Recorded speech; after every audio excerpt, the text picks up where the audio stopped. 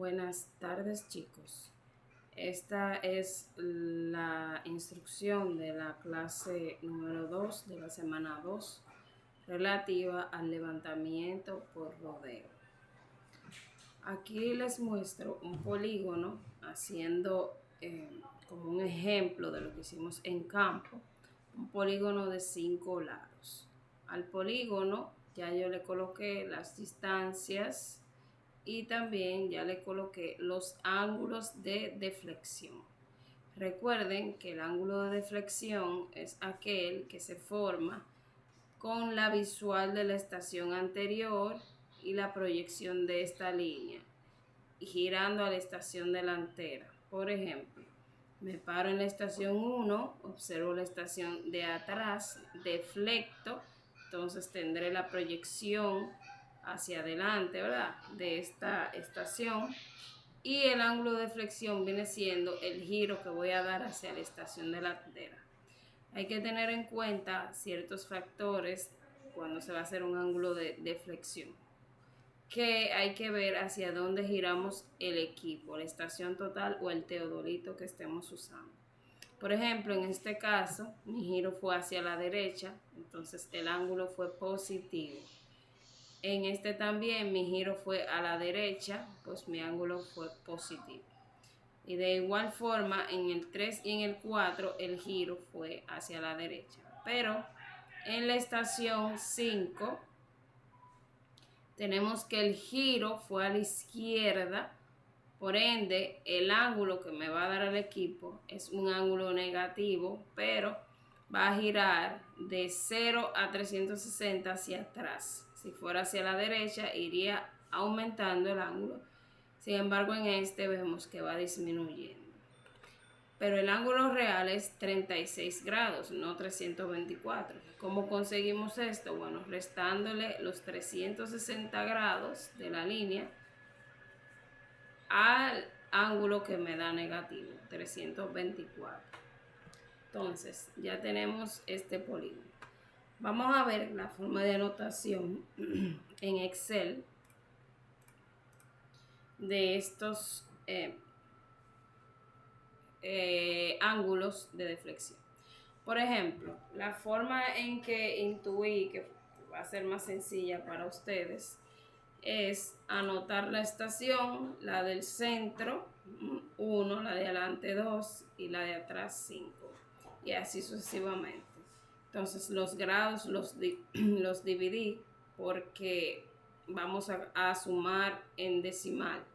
Entonces grado, minuto y segundo, y así anotan en la libreta. Ahora bien, se supone que en campo ustedes van a tener 2 lecturas porque vamos a repetir el ángulo 2 veces. Entonces, acá usted va a anotar su primera lectura y luego acá abajo la segunda lectura. Bien, igual va a tener aquí el ángulo convertido en decimal, que le voy a explicar en breve cómo se hace. Y aquí van a tener el promedio de esos 2 ángulos y aquí la diferencia y acá la distancia. Ya tengo la distancia. Bien, entonces, para poder trabajar en Excel tenemos que llevar esos ángulos sexagesimales a ángulos decimales o grados decimales. Para esto tenemos que tener los ángulos divididos, grado, minuto y segundo. Acá está la fórmula de cómo convertir un grado sexagesimal a decimal. Tenemos el ángulo entero, que es 112, más el minuto entre 60 más el segundo entre 3600. Y aquí ya tengo el ángulo decimal. Igualmente lo repiten para los demás. Les compartiré la tabla para que se le haga más fácil. Ahora bien, en el último ángulo, ustedes ven que yo tengo 35, pero realmente es 324 el ángulo que me dio el equipo. El ángulo real es 35. ¿Cómo conseguí el ángulo? Simplemente resté 360 del ángulo real del equipo. Entonces, el valor fue 35. Entonces, chicos, bien, chicos, continuamos. Como les decía, acá entonces tenemos el ángulo, le decía que hay que restarle los 360. Bien, acá no tenemos error, no hay problema. Acá para convertir de grado decimal, ¿ah? Aquí está la sumatoria. Me dio 0, ¿verdad? Porque fue algo que lo hice directo, pero ustedes van a tener un error, que se supone que va a ser el error permisible. Entonces, sumamos todos los ángulos, recordándole que el que es negativo se resta. Bien. Y si se pasa de 360, pues le restamos adelante o detrás. Bien. Entonces no tuve ningún error. Excelente. fue inventado, recuerden.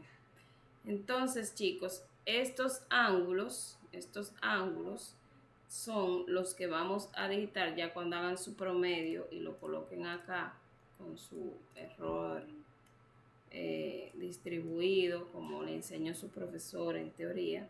Entonces, estos ángulos son los que vamos a digitar. Bien. Entonces, vamos ahora a ver el proceso de cómo van a digitarlos en AutoCAD o Civil 3D y cómo van a presentar el